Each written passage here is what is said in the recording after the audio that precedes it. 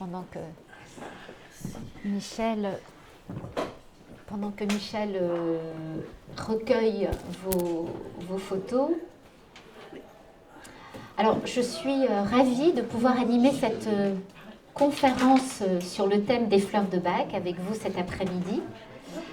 Je vous propose un temps pour la présentation de cette thématique et un temps d'échange de questions qui serait, me semble-t-il, tout aussi constructif. Alors, pour ceux qui ne me connaissent pas encore, donc je suis Christelle Caplet-Aubert. En plus d'être membre actif de l'association Alain Kardec de Waterloo, je suis aussi la fille de Brigitte Plouy, que tout le monde connaît ici. Et Brigitte n'est pas là cet après-midi. Il y a certaines personnes qui m'ont demandé, mais elle s'est juste un tout petit peu déboîté l'épaule, mais elle vous transmet bien toutes ses amitiés et son grand bonjour. En vous présentant cette conférence, j'ai une pensée particulière et émue pour mon professeur, Jean-Michel Charperel, que certains connaissent parmi vous, qui avait animé cette conférence sur les fleurs de Bach. C'était en septembre 2015. Jean-Michel nous a quittés malheureusement en juin 2018. Il sera quelque part un peu ma fleur de Bach à moi pour cet après-midi. Je suis convaincue et sûre qu'il m'aidera de là où il est à réussir à vous partager ce qui m'anime depuis quelques années. Parce que la prise de parole en public n'est pas toujours facile quand on n'a pas vraiment l'habitude. Donc j'ai pris quelques fleurs. On verra si ça fait effet. On fera le point dans 1 heure. Et voilà. Alors, comme Michel l'a dit, je suis thérapeute depuis une dizaine d'années, 11 ans plus précisément. Je suis praticienne en réflexologie plantaire, qui est issue de la médecine traditionnelle chinoise. Praticienne en luxoponcture, qui est une méthode d'acupuncture sans aiguille. Et puis, praticienne en ce qu'on appelle la thérapie florale. Florithérapeute, comme certains l'appellent, la thérapie par les fleurs. Alors déjà, avant de commencer, parmi vous, dans cette salle, qui connaît les fleurs de Bach? Ouais, c'est sympa, c'est chouette. Ok, et parmi ceux qui les connaissent, presque à l'unanimité, est-ce que vous en utilisez? Est-ce que vous en prenez régulièrement? J'en ai utilisé Rescue. Rescue, oui, alors justement, voilà. Oui, alors justement, on va en parler, très bien. Rescue, c'est la base. C'est la base, mais justement, on développera ça après, justement. Souvent, les gens connaissent le Rescue, mais il y en a bien d'autres. Alors, on connaît tous et toutes la phytothérapie. Quand on a un petit souci digestif, on va se prendre volontiers une tisane de verveine, ça va faciliter la digestion. Et puis, il y a aussi l'aromathérapie. Quand on est un peu stressé, on va se mettre quelques gouttes d'huile essentielle de lavande, par exemple, pour se relaxer. Et puis, il y a la florithérapie, la thérapie par les fleurs, qui existe déjà depuis le XIIe siècle. Au Moyen-Âge, on utilisait les fleurs pour traiter les déséquilibres émotionnels. Alors, je vais vous présenter rapidement la florithérapie et vous présenter les fleurs. C'est le thème de cet après-midi, qui peuvent aider à traverser un deuil ou même rien que de l'accompagner. Donc, dans la florithérapie, il y a, pour ceux et celles qui connaissent peut-être, les fleurs de bouche, les bouches australiens. Il y a les contemporaines du laboratoire Deva. Et puis, il y en a d'autres. Il y a les fleurs Master de Californie, il y a les hollandaises, il y a les écossaises, les essences d'Alaska. Et puis, il y a ces fameuses fleurs de Bach qui portent le nom de celui qui les a identifiées il y a déjà un siècle. Alors, le docteur, non pas Sébastien Bach, mais le docteur Édouard Bach.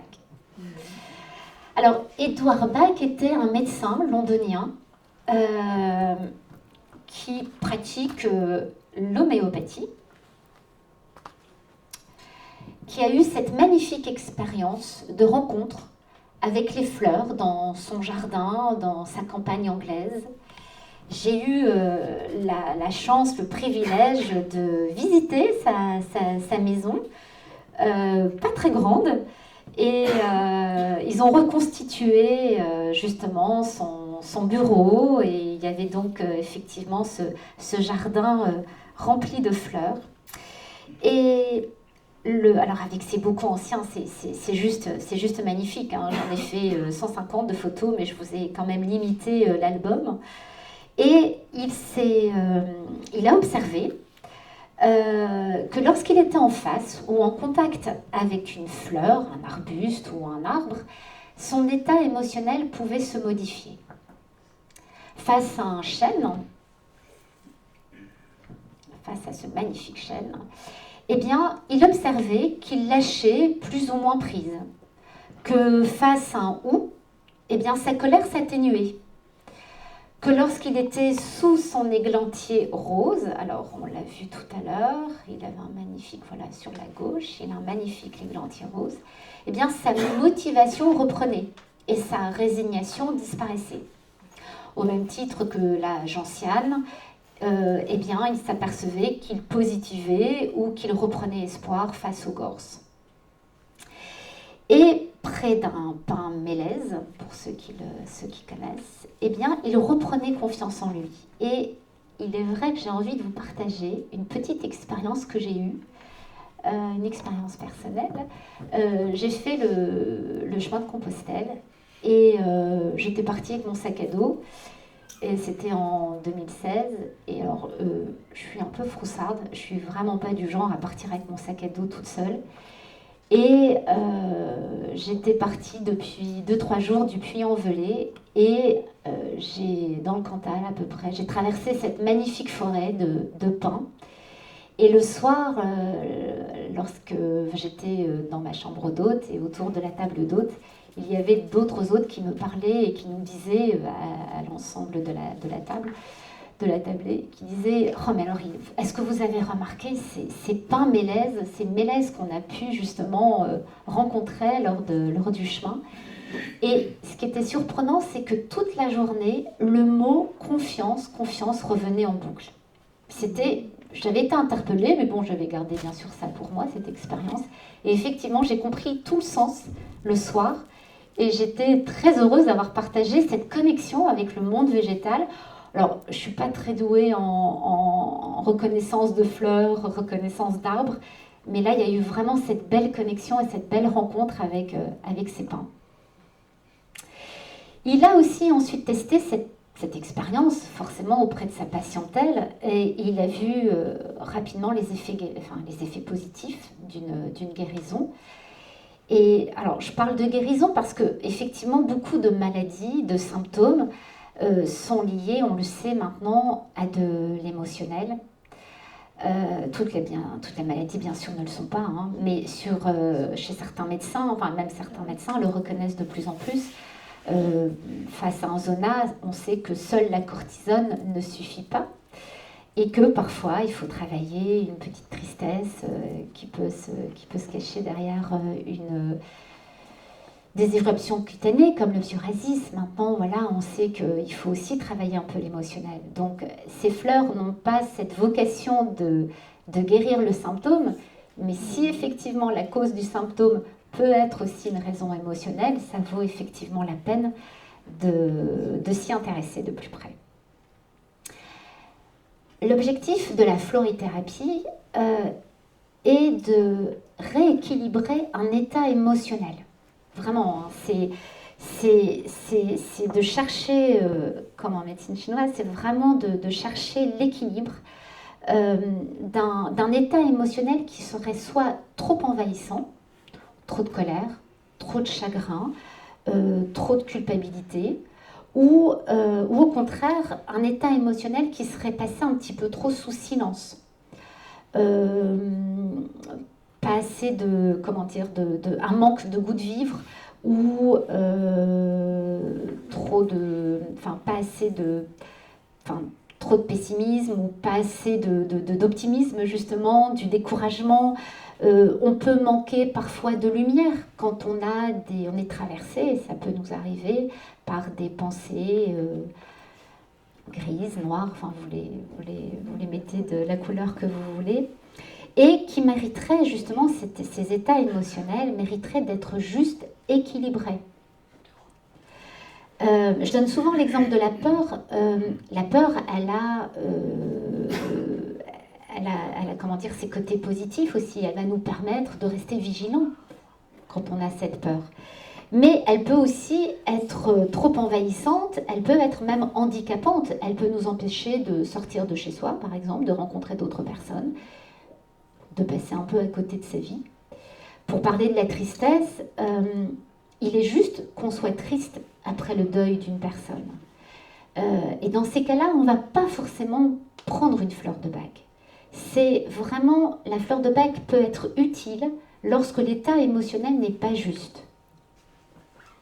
Triste après un deuil ou pendant le deuil, voilà. Je me souviens, Jean-Michel, lorsqu'il a perdu Louise, me disait, alors moi j'étais une jeune élève, je disais, mais alors est-ce que tu vas prendre de l'étoile de Bethléem? Il me dit, mais bien sûr que non. L'étoile de Bethléem, enfin je veux dire, la tristesse, il est juste que je sois triste après le départ de ma compagne. Et voilà, en revanche, trop de peur ou trop de colère, il est intéressant de travailler la fleur. L'objectif n'étant bien sûr pas de basculer dans l'effet inverse de l'émotion, hein.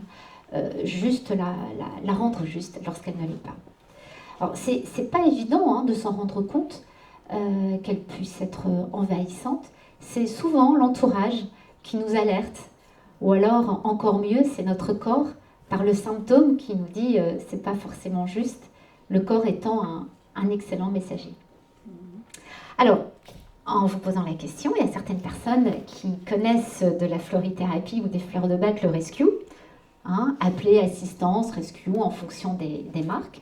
C'est un élixir de 5 fleurs hein, en première dilution. C'est-à-dire que vous mettez 2 gouttes ou 3 gouttes et 2 sprays, c'est vendu aussi en spray, sous la langue et ça a un effet dans les 15 minutes. La plupart de vous connaissent l'expérience du rescue. Alors, le rescue, suite à un traumatisme, ça va nous permettre de se recentrer. Suite à une peur paralysante avec la fleur de roc rose, elle va nous donner le courage qui nous manquerait. Suite à une impatience, ça va nous permettre de se calmer un peu. Suite à une peur de perdre la maîtrise de soi, eh bien, elle va nous permettre, le rescue va nous permettre avec la fleur de clématis avec la fleur de cherry plum, pardon, de se contrôler. Et puis, suite à une déconnexion, on est complètement, voilà, ça va nous permettre cette reconnexion, ce recentrage. Le rescue va être utile, il faut toujours en avoir sur soi. Moi, je dis, enfin, même si c'est pas pour vous, c'est pour les autres. Le rescue, je vais vous illustrer à quoi il peut servir ce rescue. Vous sortez de chez vous et puis vous manquez de vous faire renverser par une voiture. Plus de peur que de mal. Mais ça va vous permettre, avec la fleur de l'étoile de Bethléem, de vous recentrer après ce choc, cette peur. Ça va vous permettre d'avoir ce courage avec la fleur de roc rose, justement pour remonter dans votre voiture. La fleur de cherry plum va vous permettre justement de se contrôler et de ne pas courir après la voiture et d'aller l'étrangler parce qu'elle a failli vous renverser. Et puis la fleur de l'impatience va vous permettre de vous calmer un peu, de tempérer exactement.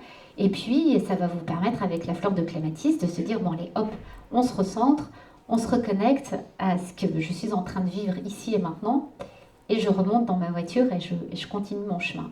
Parce que parfois, suite à des traumatismes ou à des peurs comme ça qui peuvent être paralysantes, ça peut créer aussi parfois des peurs paniques et de ne plus oser soit sortir ou reprendre sa voiture. Voilà. Donc voilà, c'est une illustration. Il y a parfois des occasions bien moins catastrophiques ou inconfortables que celle de faillir, enfin de se faire renverser par une voiture. Mais voilà, le rescue voilà, peut être utile à plein de moments différents de la vie. Mais le Dr Bach avait identifié 38 fleurs de Bach. dans le rescue, il y en a 5. Donc il est quand même assez intéressant de connaître les 33 autres. Il y en a 38 qui seront donc intéressantes à découvrir. Certaines personnes ont fait l'expérience de la florithérapie ou des fleurs de bac et ils se disent oh bah oui, moi j'ai ma belle-sœur qui l'a essayé suite au départ de sa cousine et puis ça a fonctionné sur elle, mais alors sur moi ça ne fonctionne pas. Ça fonctionne sur tout le monde les fleurs de bac, vraiment. Ça fonctionne aussi bien sur le petit enfant que sur la grand-mère, ça fonctionne, les vétérinaires les utilisent pour les chevaux, même pour les chats qui sont très, très réceptifs. Donc aussi bien pour les enfants que pour les personnes âgées, ça fonctionne sur tout le monde.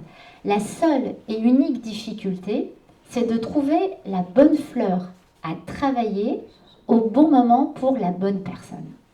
Alors bien sûr que parmi les 38, comme on peut en travailler que 7, quelles sont celles que j'ai à travailler? Ce n'est pas forcément évident d'identifier une colère, d'identifier, alors une tristesse, oui, c'est plus facile à identifier, mais on est parfois un petit peu justement dans le deuil, un peu dans le déni aussi de ces émotions que l'on peut traverser et qui peuvent être un petit peu trop envahissantes. Donc voilà, c'est vraiment, les fleurs de bac fonctionnent sur tout le monde. C'est pas, oh mais sur moi ça fonctionne pas, c'est pas vrai. Elles peuvent vraiment fonctionner sur tout le monde. Donc on a vraiment à chercher cette bonne fleur. Chaque fleur étant une information de rééquilibrage. C'est pour ça que parfois une consultation de fleurs de bac est un rendez-vous aussi avec soi-même. Hein, c'est vraiment d'aller à cette écoute, à la recherche de ce qui se passe en nous sur un plan émotionnel et aussi d'essayer d'identifier ce qui n'est pas juste. Donc c'est pas forcément évident.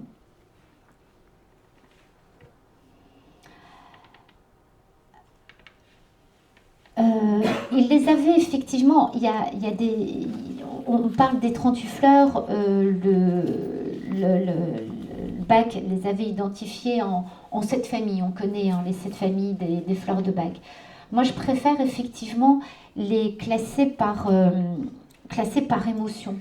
En fait c'est plus simple, il y a les émotions, il y a les fleurs de la tristesse, il y a les fleurs de la colère, il y a les fleurs de la peur. Voilà, c'est déjà des fleurs, des émotions primaires, déjà, comme on pourrait peut-être les appeler, et qu'on peut effectivement retrouver dans cette expérience du deuil. Je vais passer très rapidement sur le mode préparatoire. Il y en a parfois, on va vraiment cibler ce moment ensemble sur les fleurs du deuil. Alors il y en a certains pour beaucoup qui connaissent effectivement les fleurs de bac, pour ceux qui ont lu des ouvrages ou qui ont peut-être assisté à d'autres conférences. Alors il est vrai que les fleurs de bac, on a une méthode par solarisation. Hein, on parlait de rosée tout à l'heure. La cueillette se fait au petit matin. Et alors c'est tout un rituel. Et c'est en ça où je trouve que moi j'ai beaucoup de mal, alors, à la fin des flacons, de les jeter. Je les termine tous.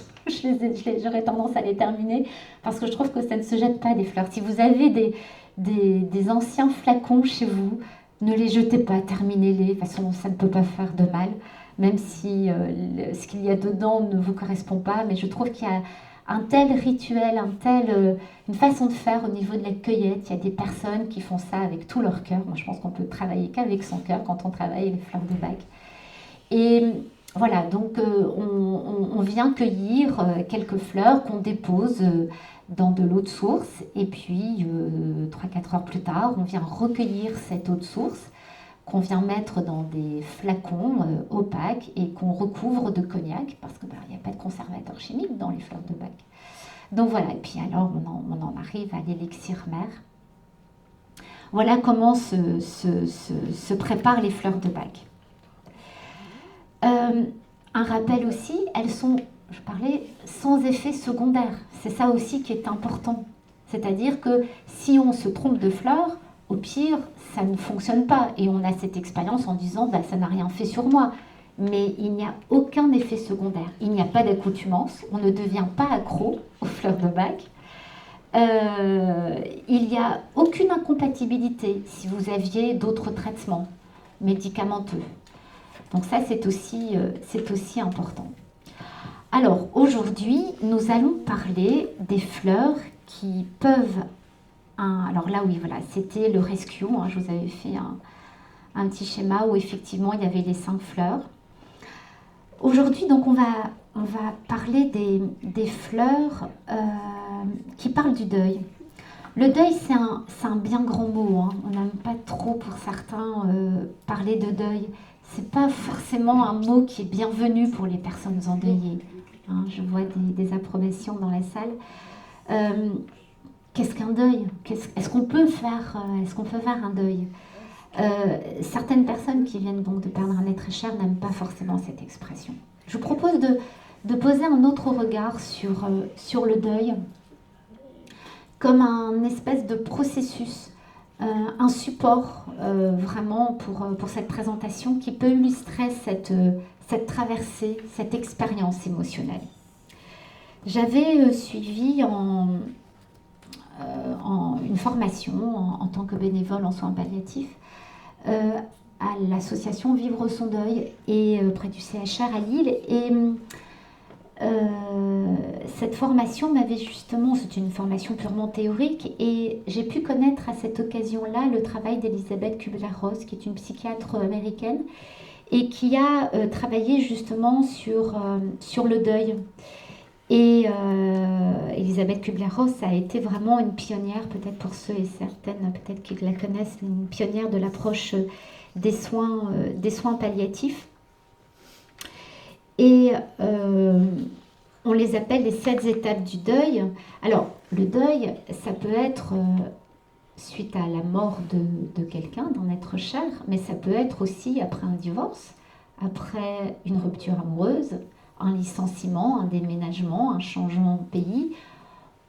On est vraiment confronté au deuil, on ne vit que des petites deuils, on ne vit que des petites morts tout au long de notre vie. Et il me semble important de connaître un peu plus justement ce processus. Et quand on dit que le deuil s'installe de trop, eh bien, quand on dit qu'il s'installe de trop, ça veut dire que quand le deuil reste un peu trop figé sur une émotion, alors il n'y a aucune règle, bien sûr, hein, quand l'inconfort, mais c'est quand l'inconfort commence à vous peser de vous-même, quand vous sentez que vous êtes trop sur une tristesse ou sur une peur, eh bien, voilà, ça vaut la peine de savoir. Moi, je sais qu'en tant que thérapeute, quand on parle de deuil, le fait de connaître ce schéma, ça peut être une source aussi un peu d'espoir, de savoir que voilà, il est juste, il est normal aussi de traverser toutes ces émotions, mais que lorsqu'on reste un peu trop dans le déni ou un petit peu trop dans la colère, un peu trop dans la peur ou dans la tristesse. Alors, c'est pas forcément la colère, enfin la peur ne vient pas après la colère et la tristesse ne vient pas après la peur. C'est vraiment parfois malheureusement des allers-retours. On peut être dans la tristesse pour certaines personnes et puis revenir quelques mois plus tard ou quelques années plus tard dans cette colère. Donc, je vous propose effectivement, à travers les fleurs de bac, cet après-midi, de parcourir cette traversée émotionnelle, hein, qui peut en être une, et d'identifier les fleurs qui peuvent soulager cette période de deuil, si on peut parler donc de deuil, si vous m'autorisez à parler de deuil. Voilà, de parler de fleurs qui peuvent correspondre à ces différentes émotions. Est-ce que vous avez des questions ? Quelles sont Oui. les fleurs de rescue? Les fleurs de rescue, c'est la fleur de roc rose. Alors, je peux revenir en arrière si vous voulez. Regardez, voilà. La fleur de roc rose, la fleur de l'étoile de Bethléem, la fleur de cherry plum, la fleur de clématis et la fleur de l'impatience.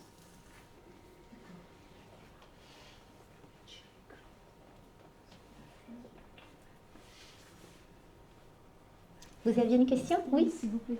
Lorsque vous dites que sur les 33 fleurs, on ne peut travailler que 7, est-ce que cela signifie qu'on peut composer une synergie de 7? Tout à fait. Est-ce que c'est la synergie, ou est-ce que ça veut dire que pour chaque personne, sur les 38, il n'y a que 7 qui lui correspondent? Ou est-ce Non. que c'est au niveau synergie? Non, non, justement, alors c'est très intéressant votre question parce que malheureusement, il faut souvent faire un choix d'élimination parce que quand vous êtes dans une consultation de fleurs de bac, un jour une personne me dit, mais en fait quand vous me présentez les fleurs, les 38 me correspondent. Mais forcément, parce qu'on est tous traversés plus ou moins par de la colère dans notre vie, même en dehors du deuil. D'une période de deuil, on peut être traversé par la tristesse. Je vais vous présenter les fleurs, peut-être pas les 33 autres, mais beaucoup d'entre elles. Pratiquement, elles seront peut-être tous plus ou moins passées en revue. Donc non, c'est-à-dire que comme chaque fleur donne une information, si vous donnez trop d'informations, vous savez que trop d'informations tue l'information. Donc, si vous en mettez 8 ou 9 dans un flacon composé, eh bien, le risque, c'est que l'information passe moins bien, ou en tout cas, elle est moins efficace. Elle est absorbée par trop d'informations qu'elle n'est pas aussi efficace, cette composition. Donc, on peut aller jusqu'à 7, mais on peut faire 2 ou 3. Ah oui, on n'est pas Maximum, obligé d'aller c'est jusqu'à 7. 7. Maximum, c'est 7. Tout à fait. Non, c'est intéressant. Oui, tout à fait. Et donc, c'est ça, c'est là où toute la difficulté, c'est que parmi, donc, non pas les 33, mais donc bien sûr les 38 fleurs, c'est quelles sont celles dont j'ai besoin aujourd'hui. Et puis, vous savez, les émotions, c'est tellement fluctuant que très souvent, les gens m'appellent et puis ils prennent rendez-vous et ils sont dans un état émotionnel, mais 15 jours plus tard, au moment de leur rendez-vous, bien, ils sont dans un autre état émotionnel. Donc, c'est pas, voilà, c'est vraiment être à l'écoute de son état émotionnel, qui n'est pas toujours confortable, hein, c'est pas forcément évident. Hein. C'est un beau cadeau que vous vous faites quand vous êtes justement dans cette écoute émotionnelle. Et peut-être que justement, cet après-midi, c'est l'occasion pour vous, quand je vais vous présenter ces fleurs, en disant « Ah, je serais pas un petit peu comme ça aussi en ce moment, un petit peu… » Alors, comme ça, ok, mais est-ce que je serais pas un petit peu trop comme ça? Ou au contraire, justement, est-ce que je manquerais pas un peu de motivation? Ou est-ce que je manquerais pas… voilà, le deuil, c'est la mort, mais c'est aussi plein d'autres choses. Donc, bon, après, on peut faire sans fleurs de bac, hein, mais parfois, c'est sacrément confortable. Hein, donc, voilà. Est-ce qu'il y a d'autres questions? Oui, Frédéric. Une question un peu plus technique. Oui. La fleur, est-ce qu'on récupère l'ensemble de la fleur ou une partie? Que l'eau. En fait, elle est… À l'origine. Oui, alors souvent, c'est la sommité, pour justement ne pas abîmer la fleur. C'est comme en gémeaux, en fait, en gémothérapie. On vient travailler… Je pense que tu peux retrouver des vidéos sur YouTube sur justement des… C'est souvent filmé. D'accord. Ouais. Et pourquoi le cognac? Parce que, oui, alors moi je suis fidèle au travail du docteur Bach. Il utilisait le cognac parce que c'est un conservateur. Ça pourrait être du rhum, oui, comme tu dis, mais pourquoi non? Non, c'est vrai, le cognac. Peut-être, en termes de conservation, oui, peut-être. Peut-être. D'autres questions? Encore moi. Oui, je t'en prie. Là, on s'est mis au fleurs de bac, est-ce qu'on peut supposer que toutes les fleurs ont des œufs? Alors oui, notamment le laboratoire d'Eva a identifié 96 fleurs parce que le docteur Bach, on est donc au début du siècle, il est décédé en 1936, il a effectivement expérimenté certaines fleurs, mais entre-temps, il y a d'autres chercheurs en florithérapie qui ont découvert d'autres fleurs et qui se sont aperçus que l'ail sauvage, enfin il y en a plein d'autres. Hein, alors je ne sais pas l'ail des ours, mais l'ail sauvage notamment va travailler sur les peurs paralysantes. Il y a plein d'autres fleurs qui travaillent bien sûr, qui ont la florithérapie ne se contente pas justement aux fleurs de bac. Hein, je parlais des élixirs des bouches australiens, vont travailler sur d'autres états émotionnels. Allez voir sur le site d'EVA, DEVA. Ils ont vraiment la présentation de toutes les fleurs. C'est intéressant à les découvrir. Ça veut dire qu'il y a d'autres cultures que la nôtre, si on parle d'Australie? Oui, tout à fait. Aussi Complètement les arborigènes, oui, tout à fait, bien sûr. Ah, oui, tout à fait. J'ai une cliente qui fabriquait son pissenlit. Ah, oui. Bon, c'est facile À un encore. moment donné, hein, c'est en avril que ça fleurit, et donc c'est avant la floraison, non? Là, je ne sais pas vous répondre à quel moment a lieu la cueillette quel moment le plus propice, effectivement. Souvent c'est le matin avant. Ah oui, alors ça c'est le matin, ça c'est sur la cueillette, mais au moment de la floraison de la fleur, ça je ne sais pas. Mais la cueillette se fait au petit matin, vous parliez de rosée tout à l'heure, c'est ça. Exactement. Et vous travaillez qu'avec les fleurs de bac Oui. Alors j'avais travaillé un peu avec Bush, mais oui, je me retrouve tout à fait dans les fleurs de bac. Elles sont suffisamment complètes. Oui, tout à fait. J'ai un frère qui est botaniste. Oui. Il part en Californie justement avec Oui. d'autres. D'accord. Où il écrit des livres sur ces fleurs sauvages. Ah, c'est chouette, c'est chouette. Ok, alors on va revenir. On reposera des questions après la présentation. Revenons à cette courbe justement. Donc, quand vous allez vous présenter, c'est là où justement il y a toute la complexité ou la difficulté avec les fleurs, c'est de trouver donc la bonne fleur au bon moment. Notamment si vous sentez que vous avez une peur vous sentez que vous arrivez à identifier que c'est la peur qui est un petit peu trop présente en ce moment. Vous vous rendez dans un magasin de médecine, enfin un laboratoire, un magasin bio, je ne voulais pas dire bio, mais bon, on va dire un magasin bio, une pharmacie, une parapharmacie, vous demandez des fleurs de bac, voilà, en ce moment, je suis un petit peu trop inquiète. Déjà, il faudrait que la personne en face de vous puisse vous questionner. On peut pas, moi j'ai parfois des amis qui me disent, je veux pas faire du conseil entre deux portes. Parce que les gens passent au moins une demi-heure. On a besoin effectivement d'entendre les émotions, parce qu'il y a certaines émotions qui peuvent en cacher d'autres. Et vous allez donc poser la question, voilà, j'ai besoin d'une fleur de peur. Mais déjà, Bach avait identifié 5 types de peurs. Donc, quelle serait la peur qui serait la plus présente?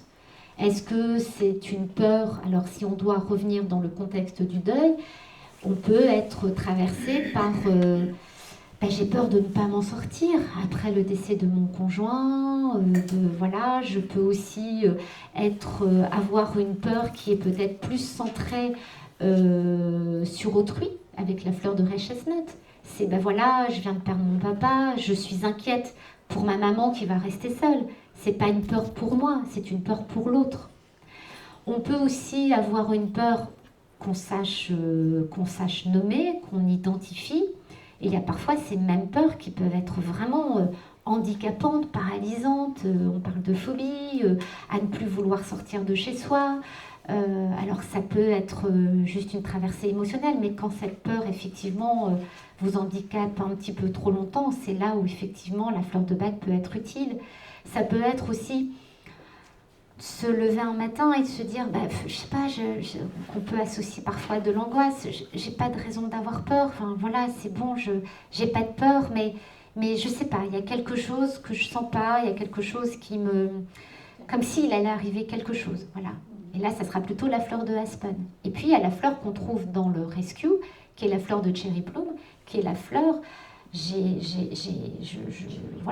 peux être dans l'absence de contrôle de mes peurs, de mes pulsions.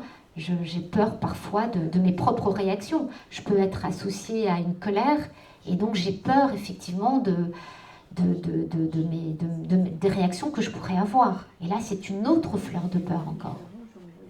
Hein? Dans les fleurs de chagrin, de tristesse, on a la fleur de l'étoile de Bethléem qu'on retrouve aussi dans le Rescue. C'est la fleur aussi qui va travailler le déni. C'est la fleur du réconfort. C'est la fleur du choc. L'étoile de Bethléem, c'est la fleur de la consolation. Alors c'est souvent, quand on parle de fleur de tristesse, on associe souvent à la fleur de l'étoile de Bethléem. Mais il y a aussi la fleur de Gorse, quand on est plutôt pas dans une tristesse profonde, mais quand on a une tristesse qui est associée à la perte de tout espoir. Quand cette fleur va nous apporter de la volonté, justement, à ce manque d'espoir. On peut aussi être traversé dans cette période de tristesse par la fleur de sweet chestnut, par l'état de sweet chestnut. Sweet chestnut, c'est celle qui va nous apporter aussi un peu de lumière quand on est, après le décès de quelqu'un ou après toutes sortes de deuils. On peut avoir des mauvaises pensées, on peut avoir des idées noires et cette fleur va nous permettre justement de se relever, qui va nous donner cette ouverture à du renouveau. Et puis, quand on est dans la colère, eh bien, il y a plusieurs fleurs qui peuvent travailler la colère. Alors, parmi les 7 maximum qu'on peut avoir, quelle est la colère la plus juste avec laquelle je suis connectée en ce moment? Est-ce que c'est cette colère profonde avec presque une envie de revanche ou même de jalousie, ça, qui n'a pas été traversée par la jalousie. Ça peut être aussi la culpabilité. On sait que la culpabilité, elle peut être aussi, c'est une forme aussi de colère, retournée contre soi. On sait que la culpabilité, elle peut être présente après, même souvent d'une façon injustifiée, après le passage à l'acte d'une personne, pour ne pas nommer le suicide. Voilà, c'est souvent, les proches sont souvent traversés par de la culpabilité et on sait que ça n'est pas forcément juste. Hein. On peut aussi être, non pas par une colère avec une colère profonde, mais avec une irritabilité, un agacement, c'est une forme de colère aussi. La fleur de Willow, qui est la fleur de la victimisation, mais qui est la fleur du ressentiment aussi. Pourquoi ça m'arrive à moi ? Pourquoi alors c'est juste, forcément, mais quand on est trop dans cet état émotionnel, eh bien on se dit, peut-être que la fleur de Willow pourrait justement réajuster cet état qu'on n'aime pas forcément soi non plus, être habité, mais on ne sait pas faire autrement, c'est ça aussi. C'est-à-dire qu'on est envahi par cet état émotionnel, mais on ne sait pas comment s'en sortir. Alors là, ce sont en effet, quand on parle des 7 étapes, on est en état de choc, l'étoile de Bethléem, le déni, on passe par les fleurs de la colère, de la peur, de la tristesse, pour qu'enfin, toute cette traversée, malheureusement on est un peu obligé de traverser cette traversée émotionnelle. De toute façon, ça vous rattrape un jour ou l'autre. Donc il faut traverser malheureusement toutes ces émotions pour enfin être dans l'acceptation, dans le pardon et dans cette quête de sens. Alors souvent, dans les personnes qui sont présentes dans nos conférences et quand vous venez déposer vos photos, parfois on en est aux quêtes de sens justement. Les messages de nos défunts nous apportent aussi cette quête de sens et ce renouveau et ce pardon et cette acceptation. Alors là, ce sont effectivement les principales émotions qui peuvent nous traverser. Et puis on en a d'autres qu'on connaît un petit peu moins. Et par exemple, donc je vais vous les présenter, il y a la fleur de agrimoine qui peut être bien présente dans le deuil. Agrimoine, c'est la fleur ce qu'on appelle la fleur du clown triste. Je vois que ça fait réagir certaines personnes. La fleur du clown triste, vous savez, ce sont ces personnes qui vont... elles viennent de perdre quelqu'un, mais alors on ne pourrait jamais imaginer qu'elles viennent de perdre quelqu'un. Elles ont le sourire, elles font comme si tout allait bien. Et malheureusement, pour avoir cette capacité de garder ce masque de clown triste, eh bien on va avoir tendance à aller manger un petit peu trop de chocolat ou lorsqu'on rentre à la maison le soir, se boire un petit verre de vin. Alors c'est pas la solution, du chocolat. Voilà, mais bon, quand c'est un peu trop de chocolat ou des substances, mais parfois on a besoin, on a recours à ça parce que justement pour tenir le coup. Et quand on se dit oui, ça va, et quand je pose la question, est-ce que comment votre hygiène de vie, des choses comme ça, en disant oui, c'est vrai, là, depuis que j'ai perdu mon mari, j'ai tendance à boire un petit peu plus que je devrais boire. Donc là, c'est une fleur qui serait intéressante à travailler dans un parcours de deuil. Qui est répertoriée dans les fleurs de bac. Oui, la fleur d'agrimoine, oui. Voilà, c'est une revisite, vous voyez. Il y a la fleur de Cerato, il y a la fleur de l'Arche, ce sont les fleurs de confiance en soi. Cerato, alors quand vous demandez aussi, oui, je voudrais avoir une fleur de confiance en soi, on sait que les fleurs de bac travaillent la fleur de la confiance en soi, mais il y a 2 fleurs qui travaillent la fleur de confiance en soi. Laquelle? Est-ce que c'est la fleur de la confiance en mes capacités de surmonter cette traversée émotionnelle, de traverser le décès d'un être cher, ou je ne vais jamais y arriver? Voilà. Là, c'est la fleur de l'Arche, la fleur du Mélèze, la fleur de la confiance. Et puis, il y a la fleur de Cerato, qui est, je me donne confiance en ma petite voix intérieure. Je sais ce qui est juste pour moi. Parce que, parfois, dans ce genre de processus, on peut douter de sa petite voix intérieure, ce qui est juste de faire. Et on va solliciter plusieurs personnes. Et toi, à ma place, qu'est-ce que tu ferais? Et toi, qu'est-ce que tu ferais? Enfin voilà. Donc, à un moment donné, on a tous cette capacité en soi d'aller chercher notre réponse, nos réponses. C'est de se faire confiance en soi. Et parfois, la confiance en soi, on peut avoir confiance en ses capacités, en cette capacité de surmonter, mais parfois on peut douter de ça, on peut douter de soi. Donc, ce n'est pas les mêmes fleurs. On peut, dans certaines étapes de deuil aussi, avoir un besoin de reconnaissance.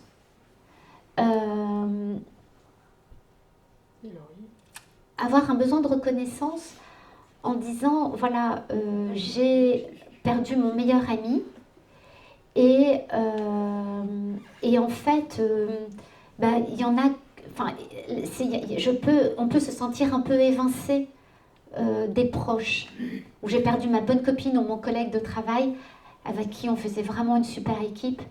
Et en fait, on se sent parfois évincé des proches. Et donc, parfois, on peut se dire, et moi aussi j'ai le droit à avoir ce chagrin. Et donc, on a ce besoin parfois de reconnaissance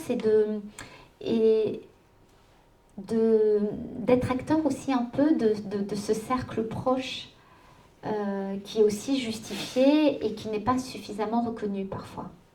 Ce sera la fleur de chicorée. Elle peut être intéressante à travailler, la fleur de chicorée. Et puis, on peut aussi, au lendemain d'un deuil ou dans les 6 mois, on peut être complètement envahi, débordé. On a à vider une maison et on ne s'en sort pas. On ne s'en sort pas de toutes les tâches administratives qu'on peut rencontrer, qu'on peut avoir. On peut être débordé, dépassé. Et c'est la fleur qui va vous permettre de vous autoriser à déléguer un peu aux autres. C'est quoi la fleur? C'est la fleur de Helm. Oui, je vais en prendre alors. Attention, parce que c'est, hein, parce que quand on les cite tous, on dit ah mais moi je suis aussi, est-ce que je me reconnais aussi là-dedans. Et puis il y a la fleur aussi de Iser, qui est la fleur de la bruyère, qui est la fleur du bavardage mental. Bavardage mental. C'est la fleur où effectivement, on a des raisons d'être comme ça, hein, on va tout le temps parler. Vous savez, il y a des personnes qui parlent tout le temps et qui ne sont pas du tout dans l'écoute. Oh. Alors, mais c'est la fleur de l'écoute. C'est-à-dire qu'on peut avoir besoin de parler, mais avec cette capacité d'écoute. D'accord? Donc c'est encore différent. Iser, la fleur de la bruyère. Il y a des personnes qui sont tout le temps, qui ne laissent pas la place à l'autre. On en connaît tous et toutes. Hein. Mais pas ça, voilà, c'est de se dire, mais écoute-moi, peut-être que d'avoir une parole sage, voilà, et on est complètement fermé à cette écoute. Et puis il y a une fleur qui revient souvent, c'est la fleur du chèvrefeuille, c'est la fleur de honeysuckle, qui est la fleur du passé, qui est la fleur de la nostalgie. Hein, c'était mieux avant quand il était là.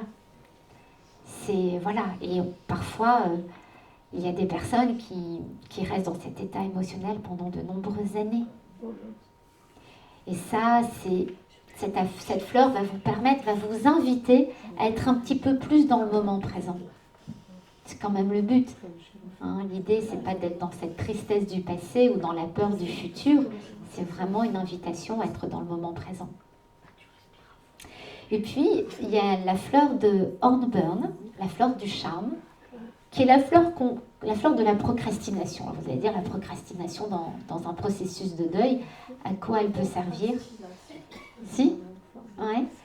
La fleur de la procrastination, eh bien voilà, parfois on a un petit peu du mal. Je vais prendre un exemple précis que je rencontre parfois dans les consultations. Eh bien, je procrastine à l'idée de me séparer de ses vêtements, de me séparer de ses affaires, de ses vêtements. J'habite une très grande maison et parce que je veux garder tous les vêtements et je sais qu'il est bon que je me sépare de certaines affaires. Mais voilà, demain, hein, oui, non, j'en suis convaincue, mais je le ferai demain, ou je le ferai la semaine prochaine, ou je le ferai quand les enfants viendront, ou voilà. C'est du lâcher prise alors. C'est la fleur du passage un peu à l'action, c'est-à-dire que, et elle est assez incroyable, hein, cette fleur. Elle est assez puissante, elle est assez... Je vais pas les jeter.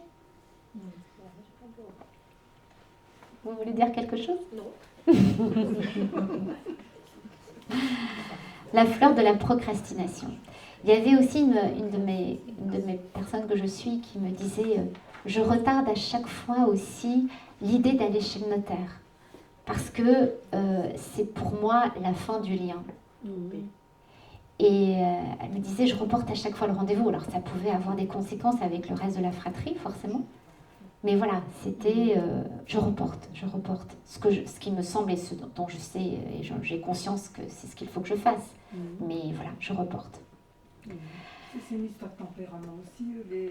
Parfois, un tempérament passager aussi. Hein. On a tendance à pas être comme ça, mais voilà, la souffrance ou les circonstances font qu'on va avoir cet état émotionnel qui va être un petit peu trop présent. Je connais quelqu'un qui est tout le temps comme ça. Oui, aussi. C'est peut-être, oui, il y a des fleurs de tempérament aussi. Il y a la fleur aussi, oui, allez-y. Excusez-moi. Je vous en prie. Je rebondis sur ce que dit madame.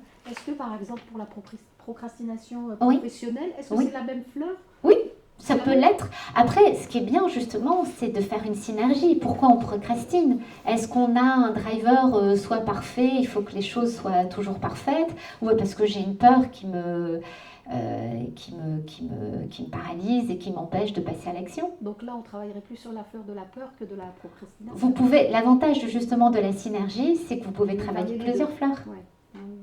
Tout à fait. Merci. La fleur de hawk et la fleur de olive, que parfois j'associe souvent, enfin pas en même temps, mais qui peuvent être présentées ensemble. La fleur de hawk, c'est la fleur du chêne, justement. C'est la fleur de... On a tous on peut rencontrer certaines fois cette force, ce petit guerrier en soi. On a des périodes, c'est je dois, il faut que... Non, mais je vais reprendre le boulot juste après un deuil. Je reviens toujours dans le contexte du deuil, parce que c'est la thématique de l'après-midi. Voilà, je me dois de le faire. Je risque l'épuisement, mais non, j'y vais. Et donc, à un moment donné, il faut aussi pouvoir savoir lâcher prise. C'est le repos du guerrier. C'est pour que le guerrier ne sommeille pas, mais qu'il se repose pour avoir un peu plus de force. Donc, parfois, on a besoin un petit peu de lâcher prise. Alors, les gens qui sont dans le contrôle et dans la maîtrise ne veulent absolument pas lâcher prise. Mais l'idée, c'est pas non plus d'être dans l'effet inverse. Parce que ce qu'ils risquent, c'est d'être dans un état émotionnel de olive, qui est la fleur de l'épuisement. Je suis épuisée énergétiquement, psychologiquement et physiquement. Et olive, c'est la fleur de la régénération, la fleur du burn-out aussi. Il n'y a pas que le burn-out professionnel, il y a aussi le burn-out personnel. Et puis, on peut aussi être traversé par la fleur de Wild Rose, qui peut être aussi, on les confond souvent, Wild Rose et Gorse. C'est la fleur de la motivation et la fleur de l'espoir. Wild Rose, c'est, j'ai pourtant un plaisir énorme à jardiner, à cuisiner, mais à aujourd'hui, j'y arrive, même ça, j'y arrive plus. Alors que j'adore, mais je n'y arrive plus. Et Gorse, ça va plutôt être la fleur de l'espoir. Quand on est dans le à quoi bon de toute façon, à quoi bon ça sert de faire ci ou de faire ça. On est dans une forme de résignation. Et ça va nous redonner un peu d'espoir et de motivation. Et puis, on peut aussi très bien être à se poser la question de savoir, mais qu'est-ce que je vais devenir? Qu'est-ce que je vais devenir? C'est la fleur de l'orientation avec la folle avoine, wild oat. La folle avoine, vous savez, c'est cette fleur qui est au bord des routes et qui est ballottée par le vent, justement. Et elle est intéressante, effectivement, à nous donner parfois une espèce d'orientation. Scléranthus, la fleur de... Quand on a un choix, quand on est tiraillé, qu'est-ce que je fais? Je vends la maison, je la vends pas? Est-ce que... voilà, on peut se poser des questions. On a effectivement une réponse à donner. C'est la fleur de l'équilibre. Quand on se sent tiraillé, elle est intéressante à travailler. La fleur de red chestnut, je vous l'ai présentée tout à l'heure dans la famille des peurs, où effectivement, on peut ne pas être inquiet pour soi, mais inquiet pour les autres. La fleur de rockwater, elle est assez intéressante aussi à travailler. C'est la fleur de la flexibilité. Alors, qu'est-ce qu'elle vient faire dans le deuil? La fleur de la flexibilité, c'est que chacun vit son deuil à sa façon, en fonction de ses valeurs, en fonction de ses qualités. Et parfois, il y a des gens qui vont vivre des deuils d'une façon différente. Et on ne comprend pas. Et elle est déjà à sourire, elle ne fait pas son deuil, elle est déjà partie, oui, où elle est partie, et alors que bon, on devrait être dans la tristesse. Mais non, chacun vit son deuil comme il se doit de le vivre, hein, comme il est en capacité de le vivre aussi. Et la fleur de rockwater peut être intéressante sur...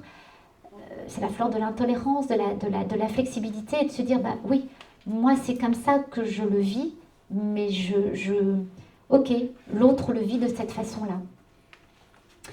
Et puis, on peut, cette fleur qui est assez... alors là, je les ai fait par ordre alphabétique, donc pas vraiment par fleur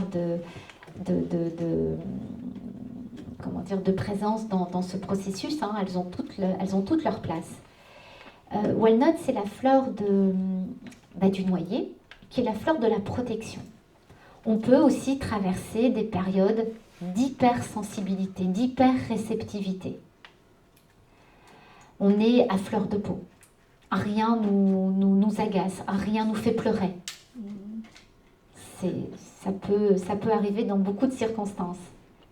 Et c'est la fleur, effectivement, quand on dit la fleur de la protection, c'est la fleur qui nous permet de mettre, non pas une protection et une carapace, hein, mais c'est vraiment la capacité de se mettre un espèce de filtre pour se protéger, pour être encore mieux soi. Elle est travaillée aussi beaucoup chez les aidants, hein, pour justement permettre de ne pas se laisser envahir par les émotions des autres aussi. Quand on ne supporte plus les actualités à la télé, les mauvaises nouvelles, quand on pleure devant un film, voilà. Et bien Walnut, elle peut être intéressante à rencontrer. Puis il y a la fleur de water violet, la violette d'eau, qui est intéressante aussi, qui va... Quand on a tendance parfois, dans une période aussi de deuil, où on aura tendance un petit peu à se renfermer, à ne plus se rendre accessible pour les autres, justement. Hein, on vit un peu comme un ermite. Et puis la fleur de white chestnut. Celle-ci, elle est souvent présente également, vous allez me dire, je le dis à chaque fleur.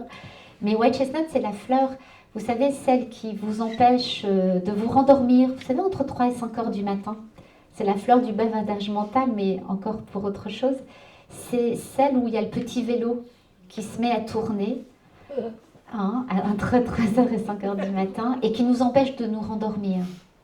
Alors, les gens se disent, oui, j'ai un problème de sommeil, mais pour toutes les personnes, deuil ou pas deuil, mais qui ont un problème de sommeil, par des réveils nocturnes et une difficulté de rendormissement, je vous invite vraiment à rencontrer cette fleur, elle peut vraiment être intéressante. White chestnut, bourgeon de marronnier blanc. Hein, c'est la fleur, effectivement. On peut aussi la trouver dans le rescue nuit. Il existe du rescue nuit. Et pourquoi nuit? Parce qu'ils ont rajouté cette fleur de white chestnut. White chestnut. Et puis voilà, la fleur de pagne, on l'a dit tout à l'heure, qui peut faire aussi partie des fleurs de colère avec la culpabilité. Donc vraiment, ces fleurs de bague sont une vraie rencontre.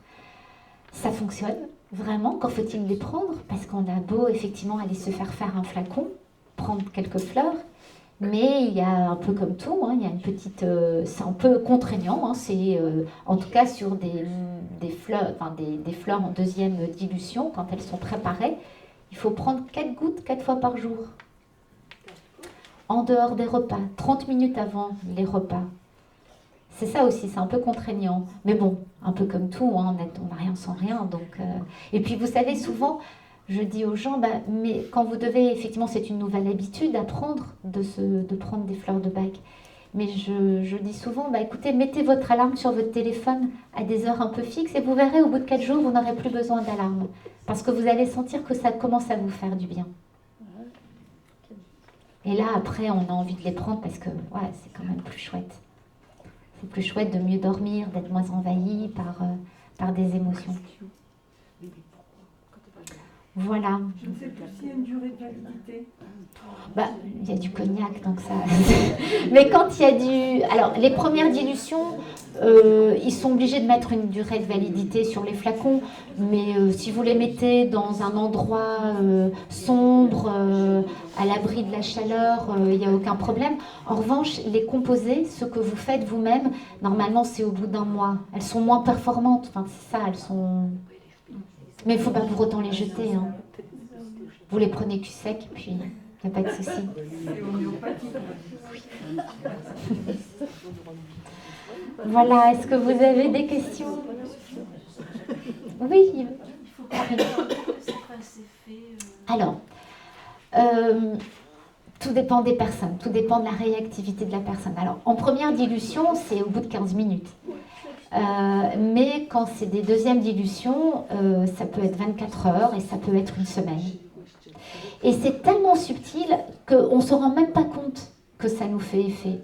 Parce qu'en fait, on vient, ces fleurs, et c'est pour ça que j'avais ramené ma petite poupée russe, mais ça va, je suis encore dans les temps. En fait, si vous voulez, on est tous envahis par des états émotionnels. Déjà, ça commence déjà même dans la vie intra-utérine.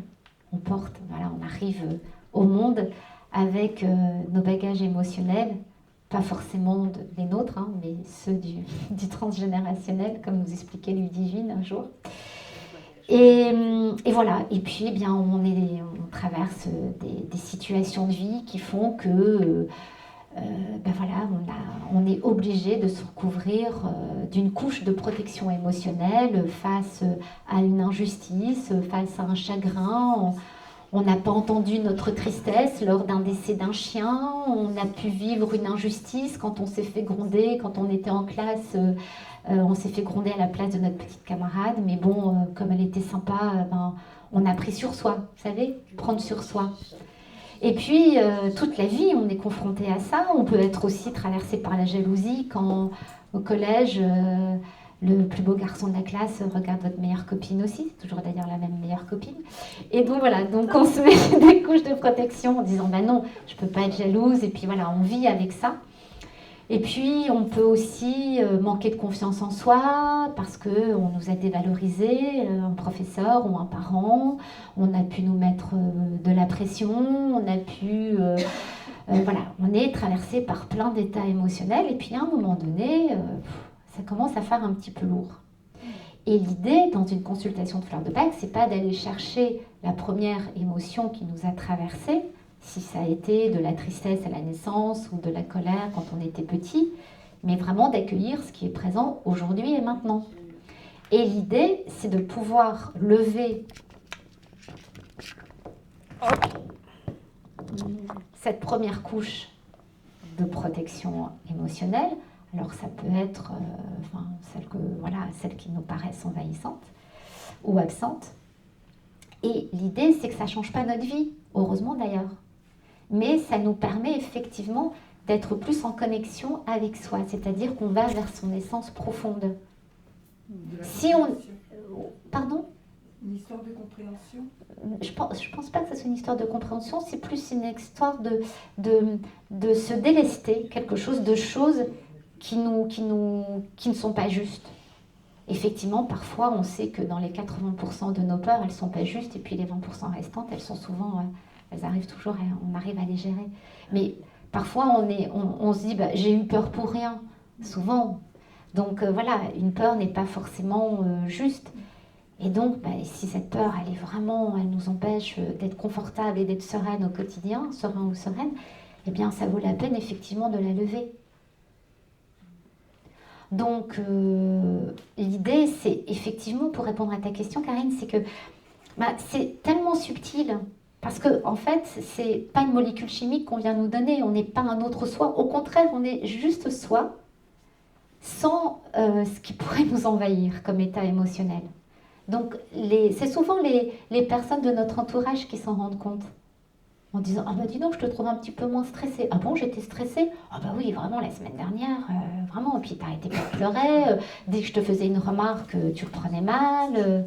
Vous voyez? Mais soi-même, on s'en rend pas compte forcément.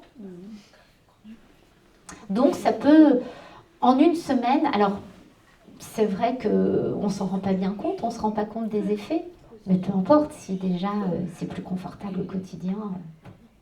Pour les femmes, c'est aussi l'histoire des règles. Quelquefois. Oui, alors là c'est encore autre chose. Oui. Est-ce qu'il existe certaines fleurs plus spécifiques pour des personnes qui ont du mal à exprimer leurs émotions, à trouver les mots? Je vais prendre un cas concret, par exemple, c'est chez certaines personnes qui souffrent du spectre autistique. Lorsque vous leur posez des questions, qu'est-ce que tu ressens, qu'est-ce qui ne va pas, ils ne savent pas, ils savent pas vous répondre, ils ne savent pas vous dire s'ils sont en colère, s'ils sont tristes, c'est compliqué. Mais Bien sûr. nous, à l'extérieur, forcément qu'on est à l'extérieur, mais nous qui sommes autour, on voit bien qu'il y a quelque chose qui ne va pas. Est-ce qu'il existe des fleurs qu'on peut risquer, entre guillemets? Vous avez dit qu'il n'y avait pas d'effet secondaire. Bien sûr. Et dire, ben, à tâtons, on va donner, mais est-ce qu'il y a certaines plus que d'autres? Alors, bah, vous avez répondu à la question dans votre... vous avez répondu à votre question. À tâtons et à tâtons, bien sûr. D'accord. Après, ce que vous pourriez faire, c'est d'en utiliser une à la fois. C'est-à-dire, après, il y a d'autres indices autres que les mots. Ça peut être, c'est effectivement, mais comme vous le faites probablement déjà, un travail d'observation. Ça peut être sur les traits du visage. Alors bon, c'est vrai que maintenant on fait de plus en plus de consultations en visio ou par téléphone. Moi j'en fais aussi par téléphone. Mais c'est vrai que voilà, les personnes qui vont se ronger les ongles ou les gens qui vont, au niveau des expressions du visage, on peut parfois, ça en dit plus parfois que certains mots. Il y en a qui me disent non, je suis pas du tout en colère.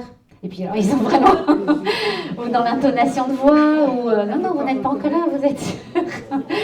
Et voilà, parce qu'on ne s'autorise pas forcément la colère, parce que ça a plutôt mauvaise presse, la colère.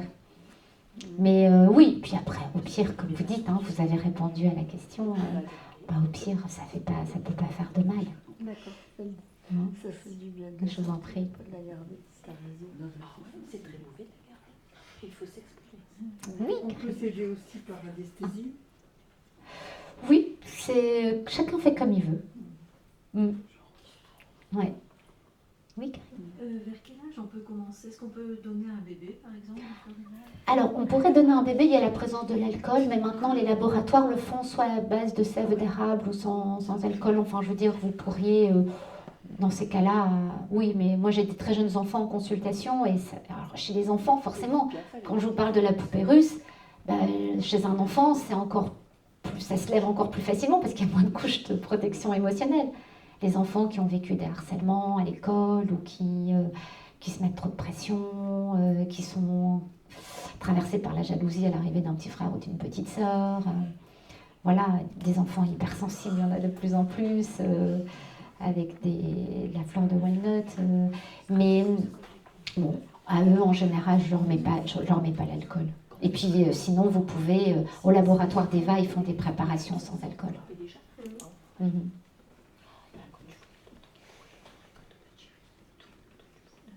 Oui. L'hypersensibilité, c'est la fleur de Walnut, le noyer. Wild, c'est sauvage. En anglais. C'est walnut, W-A-L-N-U-T. C'est la fleur du noyer. La fleur J'ai un peu oublié. de la protection. Enfin, c'est la noix. Vous imaginez qu'effectivement, la noix avec non pas sa coquille, mais bon, elle nous protège effectivement. On va peut-être faire la pause pour après laisser place à... On prend, c'est bon, hein, je pense que... Alors, je reste vraiment à votre disposition. N'hésitez pas à m'appeler si vous avez des questions. C'est vraiment avec grand plaisir. Voilà, dans la semaine qui suit, si vous avez des questions par rapport à cette conférence, je vous y répondrai vraiment avec grand bonheur. Vraiment, n'hésitez pas, vous pouvez soit me joindre par mail ou par téléphone, n'hésitez surtout pas. Ok ? Merci de votre attention. Oui, Frédéric, encore une dernière, vas-y, je t'en prie. On peut associer une image pour chaque fleur. Parce que tu dis, ouais, la fleur de noix avec sa coquille protège. Oui, ou la colère, oui. Alors faudrait, pour répondre à cette question, il faudrait que je fasse tout le tour pour en faire une généralité, il faudrait faire le tour. Oui, la folle avoine, oui, tout à fait. Et on peut être attiré par la fleur. Il y a parfois, il y a des cartes, il y a des jeux de cartes où effectivement vous allez vers la fleur qui vous correspond. Tout à fait. On va faire une petite pause pour laisser la place après au travail de... Pourquoi pas ? Pourquoi pas ? Qu'est-ce qu'il disait Jean-Michel ? Jean-Michel, il disait qu'on pouvait. Il ne pouvait pas ? Ah non ? Parce que c'était pas les mêmes énergies dans les pays. D'accord. J'ai fait aussi la formation à bouche. La formation des fleurs de bouche, je pensais qu'on pouvait, mais... C'est ce qu'il est conseillé. Bon, après, on peut avoir une période où on travaille une énergie de la fleur et puis passer à autre chose. Hein. Oui. Oui, sans pour autant prendre les fleurs de bac. Oui, pourquoi pas. Merci beaucoup de votre attention. Je vais répondre après. Voilà, merci.